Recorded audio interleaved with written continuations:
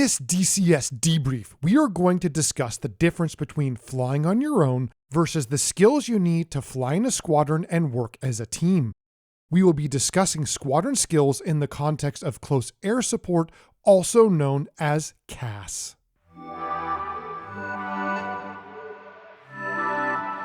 Welcome to another episode of the DCS Debrief. Today I have again with us our JTAC Blizzard. Blizzard, how are you doing tonight? Doing pretty good. How are you?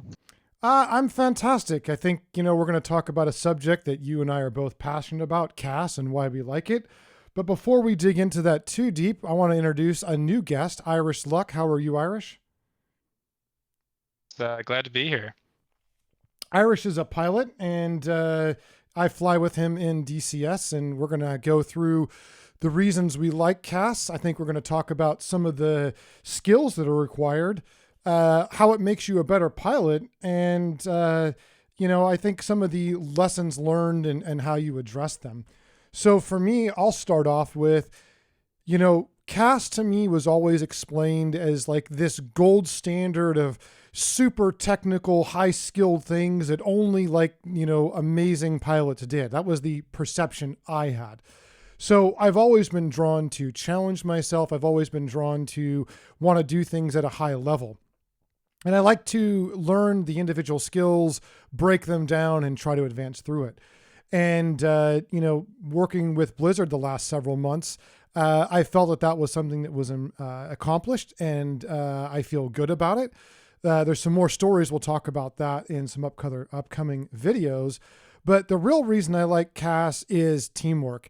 To me, it's one of the ultimate things you can do in teamwork in terms of air to ground and precision. And I like to work together with people to solve a hard problem. But I'm not the only one here. So Irish, being our new guest, why do you like doing CAS? Yeah, that's a great question. And it really goes back for me personally to like when I first started with DCS, right? And that was back when it was the Black Shark and it was the A10, right? And that was our DCS world and I guess Flaming Cliffs. Right. But DCS back then, I was just playing single player, and it's so much of just, okay, fly to the waypoint, there's the tanks sitting in the open, drop the bombs on them, go home, right? Which I guess kind of old. And then at one point I stumbled upon this mission in user files. I think it's Operation Bactria, community mission that actually had these like radio messages with Is the guy that on the the ground one where calling you for fires. Yeah, You fly to a waypoint and then it gives you something to do. Yeah, I did that one too. You fly off to a point and you hold there and it gives you one of random missions. And that was an amazing project. And you don't know what's going to happen. Right. And that's the thing of it for me is like, it's not just go drop the bombs right here. It's like there's a living situation and you're part of it and you're helping. And it's so cool. And that's even just single player. But then once I got into this multiplayer environment with some people that really know what they're talking about and do a great job, it really all comes together and makes CAS such a fun way to work your brain and your pilot skills. So I want to tell a quick story about that particular mission that was made by the DCS community. Yeah. I went up and got called to a SEAL team that was like stuck in a barn, and there was some vehicles outside this barn that I couldn't destroy, but I had to take out the SAM sites that were around the area so a helicopter could come in. And it was the first time that I was able to use the targeting pod and line up with things I had seen visually. I think it was pretty well known that the threats, if I stayed at like 10, 12,000 feet, I wasn't going to get shot down. And finding those targets, taking them out, and then watching the helo come in and take out this fake Navy SEAL team, I actually felt like I was part of something. I felt like I had achieved something because it wasn't just a bomb. There was some kind of story, no matter how small, involved with it. And that was addictive to me. So I don't know if you got that feeling out of any of the missions you did in that. Absolutely. And I think I know even which one you're talking about. 'Cause I think I did all of them. Right. Hours and hours. Right. So Blizzard, what are the reasons you enjoy CAS?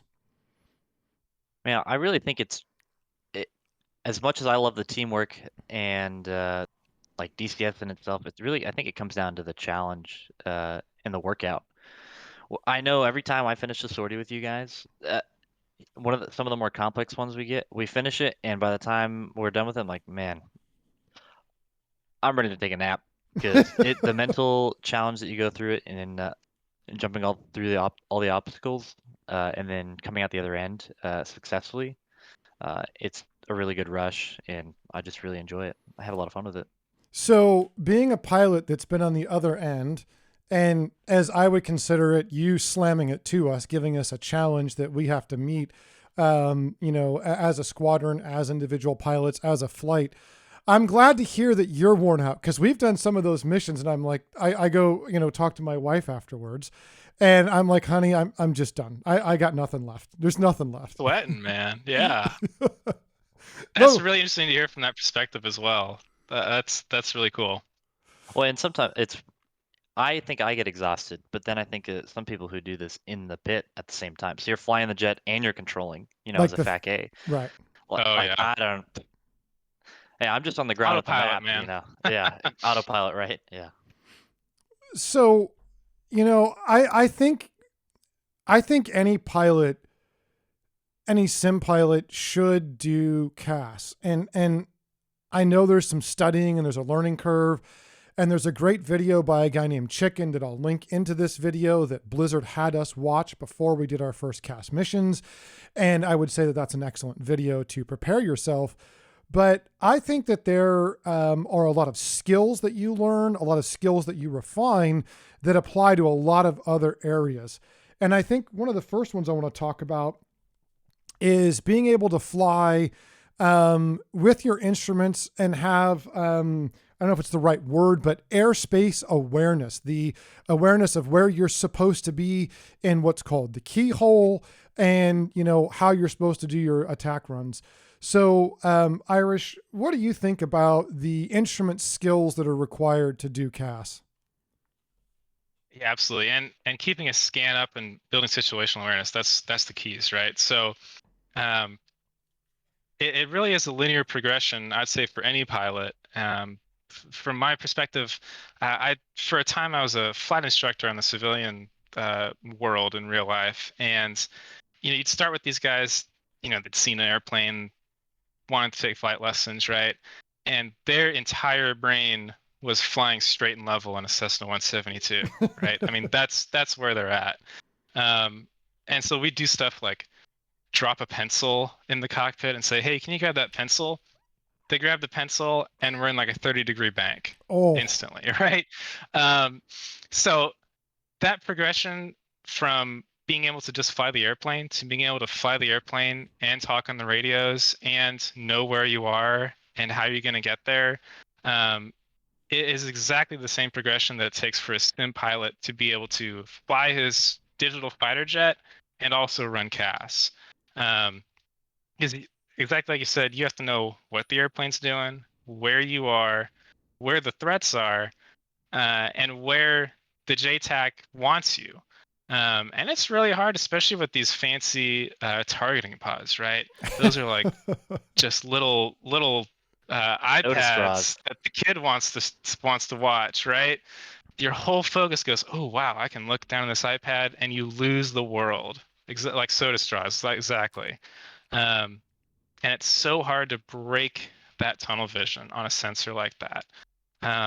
But once you can, and you build that situational awareness, it's so satisfying. Absolutely. So I think you and I, Irish, have gone through this. Someone new comes into the squadron, and even if they mastered the jet on their own, which is nothing I've ever seen, flying in a squadron and working together with other people and mastering skills like formation flying for admin purposes, for tactical purposes, the same skills help you do aerial refueling. Yep. that is a skill that you only get. And in fact, working with another squadron, and in fact, when I do fan flights, I intentionally have someone fly as close as they can in a formation, and I just tell them to like change a radio channel or look at the FPAS page, and you can watch them dip down, yank left and right. And the plane do it. Yeah. Absolutely. Yeah. So that, And I remember being in that spot. Oh yeah. well, and it's not a judgment. It's more of an evaluation of where do we need to begin to help that pilot to progress, right?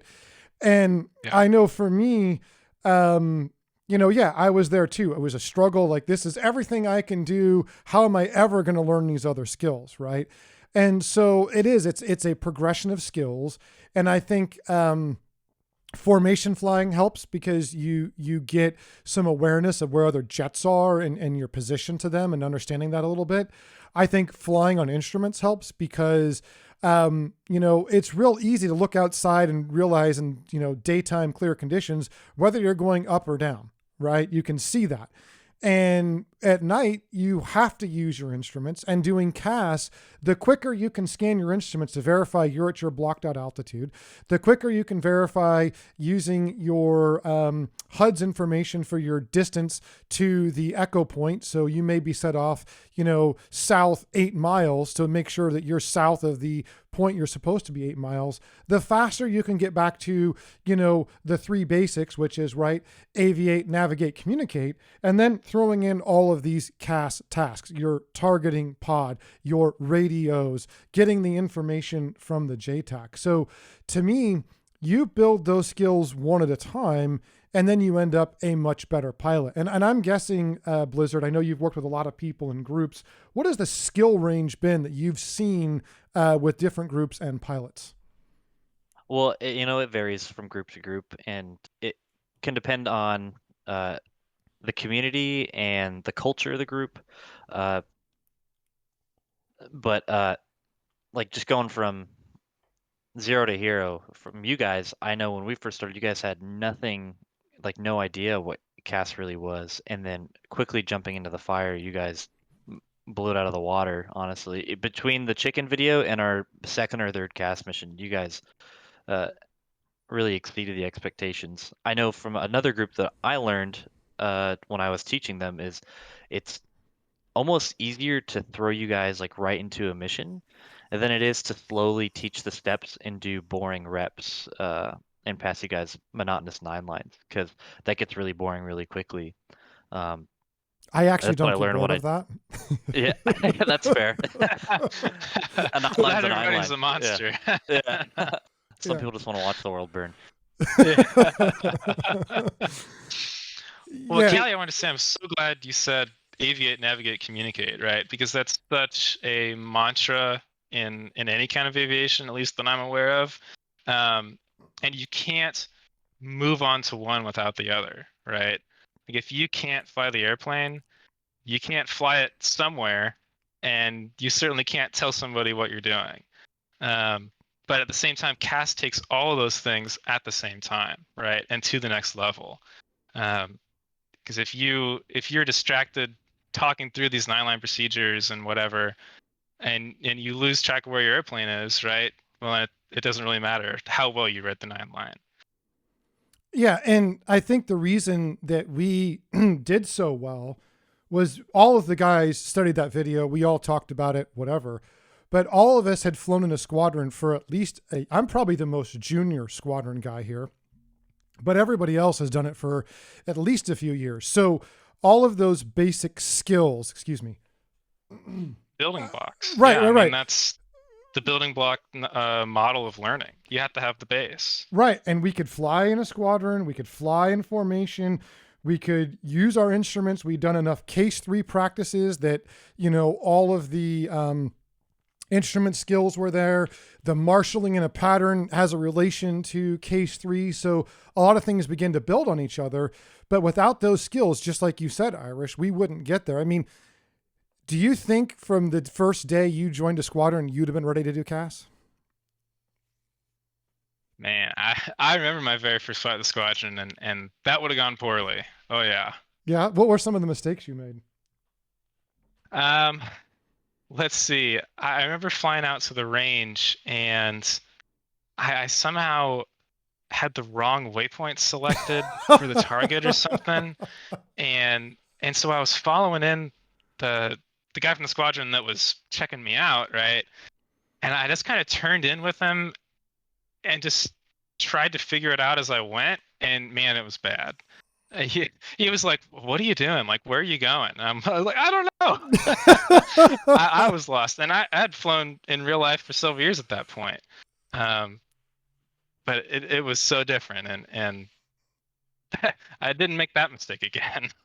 Well, right, and that's a switchology issue, right? And that's very common for new people, and even some of the experienced squadron members will have switchology issues at times. Sure.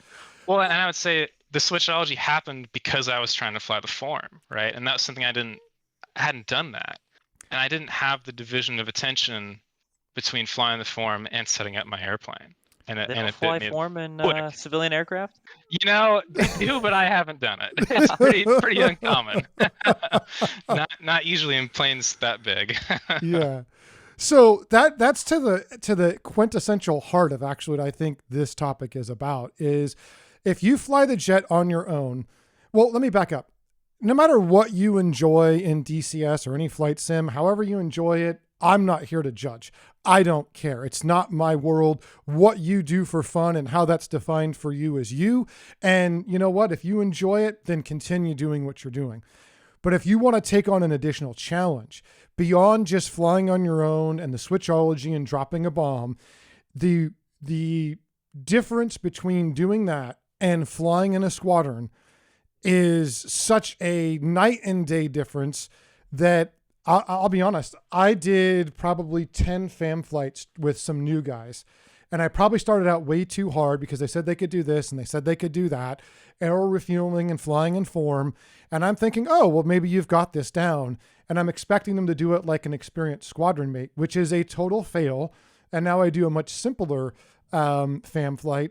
But you know, it's overwhelming. And I've tried to think of ways to make it welcoming and just show them enough of the good stuff that they don't get overwhelmed.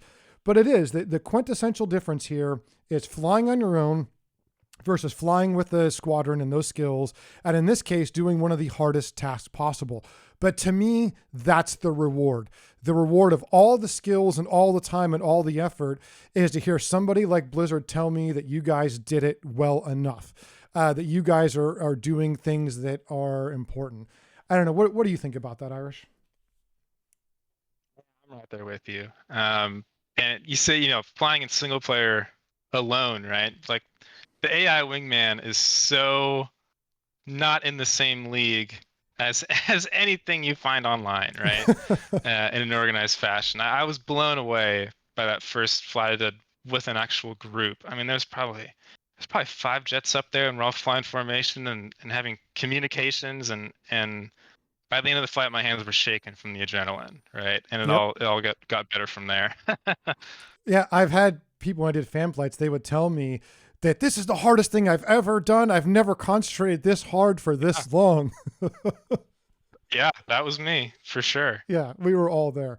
I would say, well, let's give some quick advice really quick for anybody who wants to join a squadron or do something like this. And I'll give you mine and we'll go around the table here really quick.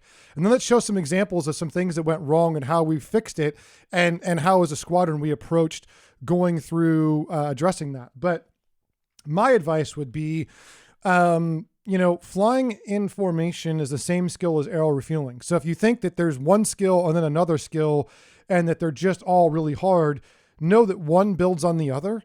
And that digging into your controller settings, your curves, and understanding your equipment is a chunk of that battle. And then repetition is. So having enough time and effort to put in, a couple of nights a week is going to go really far. And I'm guessing as an instructor that you were, if someone flies once a week or once a month, their ability to progress is probably limited compared to flying multiple nights a week. Yeah, we had certain students that, maybe I'd see them twice a month, and say their next thing they needed to do was go solo, right? Do their first solo for a private pilot license. And every time they would come in, it was the same exact notes that I saw myself that I'd written from the last lesson, right? Because they didn't have the opportunity to consolidate on that learning and affect a change in their skill set. And the students that we had that would come in, or when I was in flight training, I did it 2 to 3 to 4 times a week with the program I was in, and as a class flying that much, we all progressed pretty quickly and pretty much on schedule doing that. Yeah, and I think something else is important to note is everybody in the squadron wants another squadron mate. They're there to help you. They legitimately will give Absolutely. you they'll legitimately give you their time. A lot of times there's documents and things to read that you can do on your own, but they'll go fly with you and do the most basic mission that might actually just be really redundant for them or overly simple, but they'll do it to help you. I've yet to find a squadron or a group who's going to complain about somebody who wants to train and learn and comes on a regular basis. I mean, that's just not going to happen, right, Irish? So, and it's the same as real life where, I did my time flight instructing and now I'm doing a different gig, but a lot of guys really don't like flight instructing, right? Because it's kind of your first job after getting your license and all that. And it can be kind of a drag, but the really rewarding times instructing were when the student cared and showed up and wanted to learn. And since being in the DCS squadron, it's exactly the same, right? I mean, we have guys that show up and they're like, I know I have some weaknesses here, but I'm pretty good at XYZ skill. Can you help me? Can we work it out? Let's practice it. I'll practice it on my own and then we'll do it together. And those guys always do well and are always fun to fly with. We recently had a newer person come into 192. I didn't ask him if I could share his name, so I won't, but he had flown with another group, but he hadn't done the kind of things we had done, hadn't had the comms complexity that we've had. And we got him up to skill. He could fly formation well, he could aero refuel, but there was still a few things that he couldn't do. So the first CAS mission we did, he was my wingman, and at check-in, he asked me, he says, man, I am so lost. And I said, okay, let's slow it down. This is where we're going to go. This is what we're going to do. We get to our IP. We're flying around. Blizzard's communicating. We had 2 other flights that were communicating, and he's just still not comfortable. Right. So we work with him. We talk to him. We get some skills worked out. And the last time we did CAS, he flew with another person in the squadron who told me that he was there every step of the way. He, was on the same page, and he was able to, prosecute a target or a 9-line right in step with him. And that made me feel good that we had helped someone do it. And I think every squadron would want that same goal for their pilots. Progress is fun. Yeah. Everybody wants to help somebody. So Blizzard, what do you think about this? Well, I think like what you just said, that was a shining example of throwing people into the fire. And obviously, like Irish was saying, you have to have a baseline of switchology and basic flying and then maneuvers and all that. But like somebody who goes from no CAS to instantly picking it up on his second mission, I credit that to throwing him into the fire and letting him figure out like what his problem sets were, debriefing it, and then coming back and hitting it for round 2 when we came back and did it again. I mean, that's kind of the same way how it went when you and I did our first CAS mission together. The whole time it was like I would send you the 9-line, and then you would have like 3 questions after that, and then I would clarify them, and then you guys would do your attack, and we just rinse and repeat until we got it down perfect. It was funny because when we did that, it was like I'm flying this mission and I'm asking you questions at the same time. Like I'm half in a classroom, I'm half flying, and I'm switching these modes as I'm doing it. And I got to say, it was really helpful. Now, I record a lot of video and I watch stuff afterwards because I feel like I learn a lot that way. But it was really helpful, that style of learning, at least for me, because it's not, I have to put this to bed, screw this up, come back and debrief, which I want to talk about debriefs here in a second. But I was able to learn and ask questions in real time and then apply it, which helped me get a positive repetition through that. And positive repetitions build habits that make good pilot skills, at least in my experience. What do you think, Irish? to backtrack maybe just 10 seconds there, you described almost exactly scenario-based training, which is a huge like training buzzword in anything FAA land right now. That's how we're pushing to train, private pilots, instrument pilots, how we're training, commercial pilots in larger equipment. It's all in context, like Blizzard was training you guys. Not so much this in a vacuum, like way abstract scenarios, but we talk about it in theory exams, but also in the air. You are here 10 miles south of whatever airport and this happens, what do you do, right? And we work through that process with questions exactly like you're saying. So that's a extremely valid training tactic, if you will. It's so Do you guys interesting. whiteboard that, or? Well, at the flight school I worked at, every room had a big whiteboard, yes. Oh, yeah, that's fair. So sure. Well, did you guys whiteboard it? Did you guys actually do it real time in the cockpit? Both. Okay. At different stages of training, right? I mean, you would do. We tried to work, book, in the classroom, to a simulator, to the real plane, with each topic, and it gets more visceral with each step, right? It's interesting. I have never flown. Well, I have like 25 years of experience being a passenger, in the back. And I remember Sure. I remember the first time we took off and there's these loud bangs and pops and I'm like, I don't know, is that normal? Is this okay? Am I going to die? And I look at the stewardess and she looks like everything's fine. And I realized, I'm like, you know what? If she's calm, I'm calm. If she panics, I'm going to lose it. Right? Like that's my mental. That's exactly it, man. Yeah, that was my mental state in my first flight. Ugh. But I'm always amazed at finding the ways we do things and how it intersects with real aviation, civilian, military. And I get it. We're a simulator. We're trying to recreate, but to see that and hear you say that, it's just so interesting to me that there is this intersection of things that happen that are, emulating the real world in that kind of a way and the new style of teaching, because I found it to be tremendously helpful. And I didn't have those questions in the next 9 line. It made me understand the next thing and I could immediately apply it. So that's fantastic. And I think it's a great style to hear that that's happening. You've converged on real styles of training there, which is excellent. Yeah.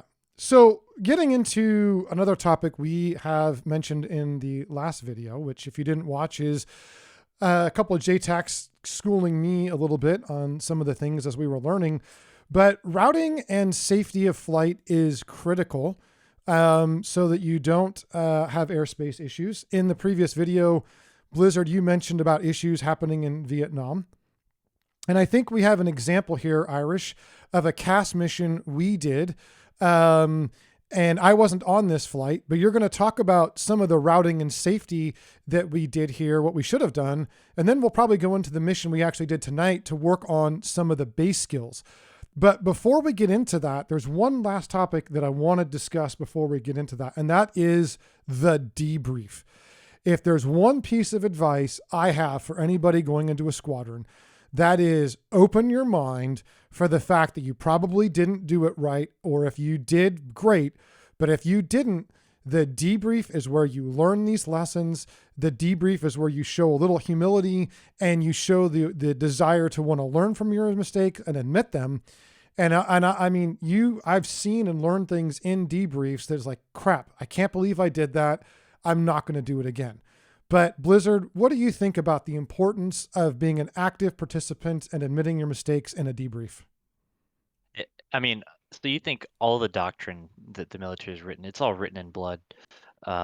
And like with all these mistakes that we make, it's just a video game. But at the end of the day, like just when we do debriefs in real life, if you don't open up your mind and kind of realize like the mistakes that you've made, you're just gonna start repetition. It ends up becoming a habit, and then when you go down range at a certain point, like that's going to be your go-to. And then next thing you know, you're being sent back home for whatever reason.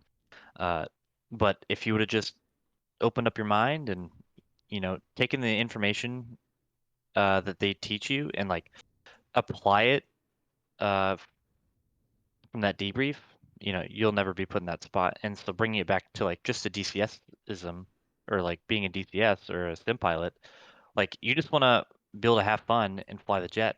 So if I go out and do a mission that's going to be like a 3-hour long vol, uh, I don't want to get shot down an hour into my mission and then, have to close it out and then everybody else gets to have fun. So uh, that's just one example, I think, of why the debrief is so important. But then also, just trying to constantly improve yourself to get better every time. Well, it makes some context, and you're going to want to have some pride in what you do and to develop your skills, which means that there's something more at risk. And yeah, we're not going to die and it's a video game, but your reputation is a little bit on the line, and you want to conduct yourself in a way that shows that you're thankful for all the time that people have put in. But Irish, I'm sure you got a few thoughts on this. It's really funny debriefing with students and being the student debrief, because you have such blinders on when you are flying an airplane, real or sim, really. There's been a couple times where, so when I was flight instructing, I would have basically using that for flight, which I don't know if any of you guys in the room are familiar with, but it's essentially it has your charts and your navigation equipment on it. And I had a tool that would track the aircraft's position and draw what they called like breadcrumbs, which is essentially a trail of where you'd been for the flight, kind of like what you can do in TACView. And you could see exactly where the student had flown and what they were doing. And you'd get guys saying like, "Oh, no, I wasn't turning over here. I was doing the maneuver just right over here." And you look at the trail from the flight, and you're like, I mean, here it is right here. Here's you flying the plane like you said you didn't. But they earnestly believe that. It's just the psychology of operating an airplane like that, and looking at yourself, self-reflection. You can only get that on the ground after the fact. And then I've had the same exact thing happen to me in a debrief. We're like, well, the airplane was at this speed and in this configuration. You're like, man, really? I don't think I did that. You pull it up and yeah, there it is. There, you did that. And you have to take that step back, take a breath, and be like, okay, I need to work on that. I need to. And it's funny you say that, because I've heard many times that when you get up into the jet, you leave half your brain behind, right? Yeah. Oh, yeah. Yeah. So, and I think another quick thing to talk about before we get into this TACView and the things we did to correct it, in the real world, if you're going to be a fighter pilot, you have years of training before you go do this. It's not a part-time thing. It's a full-time thing. And, you have obviously instructors who have been trusted to train you. And so, I think a squadron offers some of that and is going to advance your skills in a way nothing else will. But I think it's important to keep in mind that it's okay to fail. It's okay to screw up. This happens. This is what we learn from. Take pride in your abilities and do the best you can. But, no one's going to hate you or kick you out because you made an honest mistake. I mean, I think everyone's going to maybe get a laugh and enjoy it and recognize that laugh they're getting is probably because they made the same screw up you're doing, and they're laughing at themselves as much as you. Percent. That's a common occurrence, I would say. Especially when you have guys that, they've been playing DCS for a couple months, right? And they're looking for something else. I mean, it's just not, you can't compare directly. No. And, I've made everyone in this room I've made friends with in DCS. And, through my years of gaming, I've met amazing people. And to me, I love doing the teamwork and the skills, but the side benefit is making some cool friends. So I actually thank both of you guys for coming on here and discussing this, because I think it's a fun thing to do. Absolutely. All right. Why don't you, Irish, walk us through, Well, actually, you know what, Blizzard, why don't you paint the context of what's happening here? And then Irish, you can talk about what happened, and then we'll get into the kind of way we discuss fixing it tonight. Context as far as like scenario or situation. Yeah, just give the situation of the cast and what we're doing, and Okay. you know what I mean? Yeah, so I wasn't controlling for this scenario, but I can talk a little bit because I do know what was going on. So you had a flight of 4 F-18s coming in from the southeast to support a battalion-sized element, and they're pretty much strung up along that southern river, the southern ridge line there, with the 3 Avengers, each resembling a battalion with about 400 troops. And then you've got some air defense systems just north of them, and that also is composed of some BMPs, artillery units, the enemy forces really. And so, and then the JTAC's going to be up on that center Avenger position right there. Okay, up on the hill. I think it was on this hill. Yeah. That's him. Yeah, so I was flight lead for this event, and I'd done, my prep work and everything, looked at the maps, and I was leading 3 guys who really hadn't worked with CAS like some of the other guys have. Obviously in a Hornet Squadron, you got a lot of different missions you can do, so it just wasn't something that had been hit recently. So we were routed via a CP into a block of airspace. Went through all our situation updates and everything, and got routed to an IP. And so I steered the flight to the IP. We all blocked out. You can kind of see this. Why don't you explain blocking out? Whoop. Yeah, absolutely. So we had been given a block of airspace. Man, it was probably 18 to 23 or something. I can't remember exactly, but 18 to 23,000 feet. That's your airspace. 23,000 feet. You own it for your flight. Right, within the bounds of the CAS airspace. Right, we'll get to that. That's the routing and safety of flight, but yeah. Right, so we had 4 aircraft in the flight, so we set those aircraft to each have 1,000 feet between each other. We had enough altitude to do that. I think what you're seeing is TAC views outputting and pressure altitude here. So I think we're all on the 1,000 feet, but you can see each one is at 18.5, 19.5, 20.5, 21.5, roughly. Okay. 1,000 feet. Yep. And actually, if I go sideways view. Oh boy. What did you do? Yeah. Oh, nice. Hold on. Wrong theater. TAC view. If I do that, you'll be able to see that we are vertically separated. Yep. Like so. Which is a very important thing when you're going to be doing a lot of heads down work in an AO. Sure. Because we may lose track of each other, and that way we know if we're all at these altitudes, we'll pass above and below each other. So as well, after the situation update was complete, we've been given an IP to route to and hold at for the time being.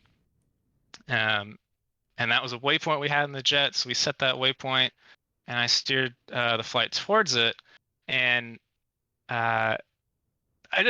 this clip is really to highlight our lack of organization, if you will, at maintaining that position, and how task saturated we got quickly.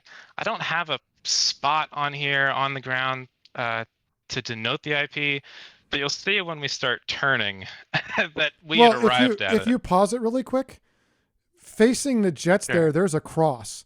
And that cross is almost like a keyhole. And a keyhole is a north, south, east, west reference that a JTAC can give you to tell you, you're going to go east 5 miles. And that means you stay, east, and you stay at least 5 miles away from that point. And they're just routing you to a safe zone of airspace that could be for deconfliction of other aircraft, to keep you away from the artillery strikes that are coming in, or to keep you away from some other surface-to-air missile threat, right? So they're telling you, hey, this is a safe place to fly in, stay here, right?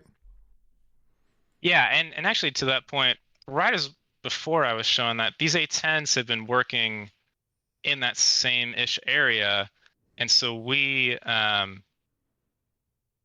basically were routed to a different point to keep away from them, essentially. Right. Yeah. This exact crossing, that's just a grid reference, but Yeah, I'm just you'll using see it as us an example. turn. Yeah, Pretty close location to the IP, I believe. it's not terribly far off. Yeah, it's not for reference in this. So there I start to turn. So I want to say the IP is right about here. And you can see how most of the members of the flight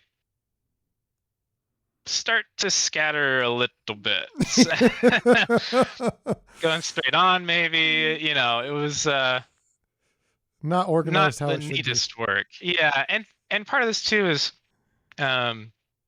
we got a sensor tasking at this point to start looking at a grid. That was somewhere over here to the northwest of us. Mm-hmm. And so we had our targeting pods into that point.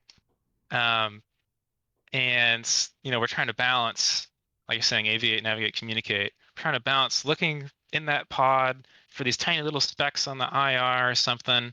And then with also keeping ourselves in a position. And I mean, look at this, right? Yeah. I mean, it's scatter, taking cover. Everyone's keeping their altitudes pretty much bang on. You got 21 and a half, 18 and a half, 19 and a half, 20 that's and a why half. you have them, so that you have, exactly. because right now, look at this. Whoa, that would have been close. Right.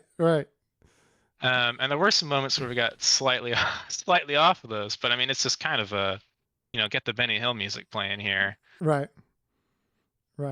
And then eventually we do get sensors in, and you can see us prosecuting an attack here, but even that's a little bit hard to follow.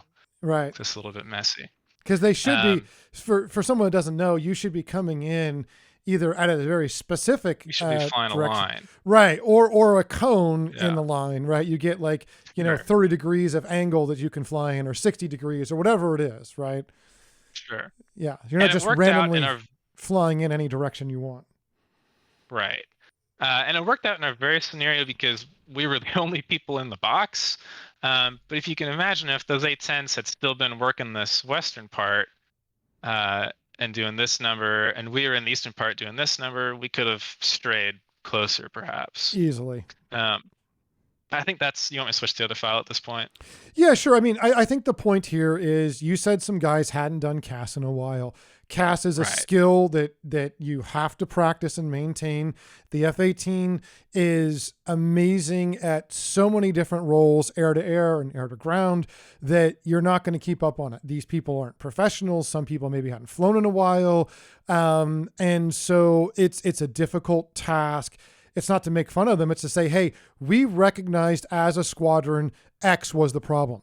So now let's go to what the solution was, which is the other thing that we flew actually tonight. And I had a lot of fun, even though I've been doing a lot of CAS and it was basic. I really enjoyed it. Yeah. Okay, so let me switch over to that. The stream's going to drop. Well, did you have any comments you wanted to make on what you're seeing there, Blizzard? No, I mean, it's pretty straightforward. I think the one he's about to show us next is them practicing a trail formation, which is much easier to manage. But I mean, it's it's pretty cookie cutter from what we're used to seeing. So let me set this up because I was aware of this. We're basically going to a bombing range, and to what would be the south here. We called it Charlie 15. Charlie represents the south. Was our initiation point, the point we're returning to, and the point we need to pass through to go from south to north to make these attacks. We wanted to do it at the same altitude of each other, so we didn't have block spacing, but we were going to use lateral separation and be in 1 mile trail. Now, some other people did some other variations of that. It was mainly, the point was staying closer together, following your flight lead and doing this. So now your formation skills come into place, your instrument skills and your airspace awareness are all coming into play here. So I think the entire goal was to get us to attack as a team and not just as an individual while staying close together. And I think what you're going to see here is a lot neater turning circles and staying within their assigned airspace, which is basically this north-south, 15-degree line, right? Exactly. And we had some of the same characters from the other file are in this as well, and some different ones as well. But I mean, the difference is pretty astounding with how much more cohesive each individual unit was. So at this point, we have six aircraft, 2x2, if you will, and all holding at the exact same spot in space and attacking as a team. Instead of just being scattered all over the airspace, one guy's dropping his bomb, the other guy's dropping his bomb, so there's an attack right there with Maverick. You have aircraft together supporting each other, delivering more firepower in a shorter interval. Another benefit of that. And this is only a handful of flights as a squadron after that previous clip. And the difference is pretty drastic, I would say. This is really the first time you guys have practiced like trail formations or anything as far as like airspace awareness goes. I would say they had done one other hop when I wasn't there that touched on some similar things, but this was the real focus of the flight. Right. Yeah. And Absolutely. The beauty of this is there's no heavy comms. It's just you and your wingman. There's no 9-line. There's no pressure if it's a big mission with all the other squadrons in it. You're just out there able to focus on this one additional task mixed in with everything else so you can kind of get that skill down. And that's, I think, an important technique that, you can use to identify, hey, this is X issue. We want to focus on X and remove the other complexities, right? And part of that was we debriefed that first clip and identified those exact issues. And then before this flight, we briefed up what our focus would be. So that was key in everybody's minds to be aware of those skills to work on. Yeah, and it's much cleaner. And then there was an added benefit. Irish wanted to test. So if you shoot something with a laser, and you're lasing the target and you're deploying the ordnance, you have to get pretty close to that target. You could get into sight of a weapons engagement zone of a surface-to-air missile. You could overfly an area you're not supposed to. And maybe you don't have another standoff weapon. And this was actually a question I had, and Irish and I worked on this. I don't know if you want to skip to where that was, but the concept was... I think this is the first one right here. Is it? Might be. It looks like it. The concept would be the lead aircraft is going to drop the weapon. So giving the momentum and kinetic energy to the weapon, they're going to turn off. And I didn't turn off because I was lead here. I didn't turn off when I should have because I got stuck looking down.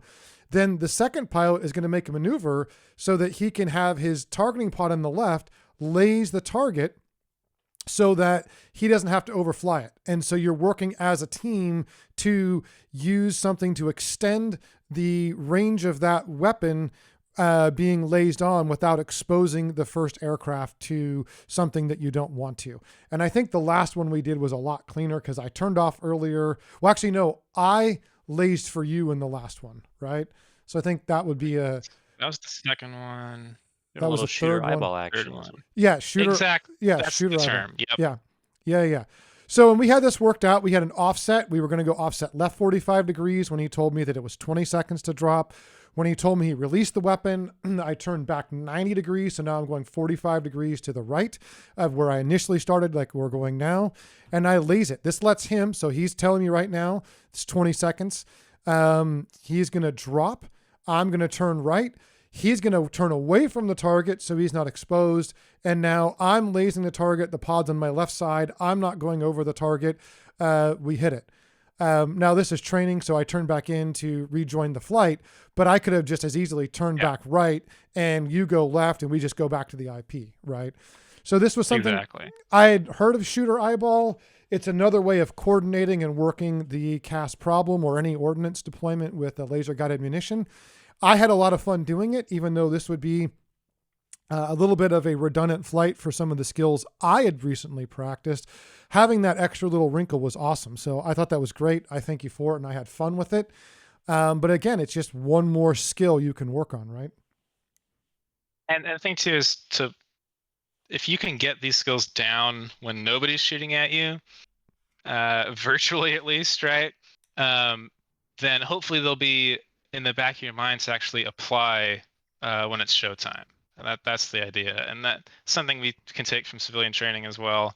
We do these stalls, steep turns, pattern work, whatever, not just to do them, but so you actually use that skill when it matters. It's the great segue to, I think, a video I want to do later with you and maybe Blizzard or somebody else for the mission we did on Saturday, where I had to be a package commander, which was my first time doing that. And yeah, I'm not going to say that I got overwhelmed, but I let some sloppiness happen in this area. Now, we were deconflicted and blocked, so it was fine. But it was a huge learning curve for me and a bunch of things happening at one time. I'll only tease it and say this.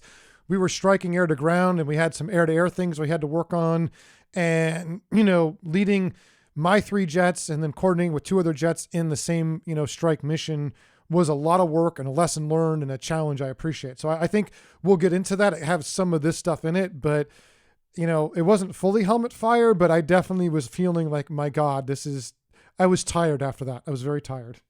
Helmet smoke. yeah. Some smoldering. Some smoke. Yeah, not fully a fire, but there was some smoke for sure.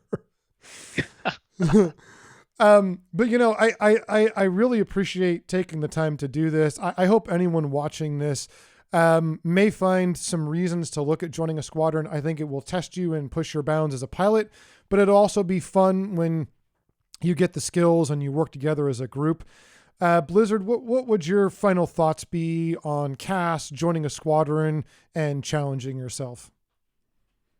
Yeah, I think it's just really comes down to, like, if you want to challenge yourself and you want to do these kinds of things like CAS or SCAR or anything, beyond just nobody tank know what blinking. SCARs means, dude. We're going to do a Yeah. whole video, Hey, a series on that. that'll be coming up. Yeah. Yeah, no one knows. We're going to do one. Anything beyond tank blinking, just be open-minded and ready to learn. Absolutely. Irish? Hey, I like rippling JDAMs on static vehicles. Even though that's not Navy nothing policy. There's nothing like flying with a squadron. And what I would say to anybody looking to join one is, look around. The squadrons out there, are on a whole spectrum, from their characteristics, their styles, how serious they take themselves. Find something that fits for you, right? Yep. There's no one right answer. I struggled finding a group. I actually got, distraught and gave up for a while. I would say take as much time as you need to get to know the people, because you're going to be with them for a while. Really, it's a bunch of guys hanging out, right? At the end of the day. Like we are here, right? Very much. Exactly. Yeah. I would say one of my goals is to represent what it's like to be in a squadron. And I think this exact thing we're doing is an example of that.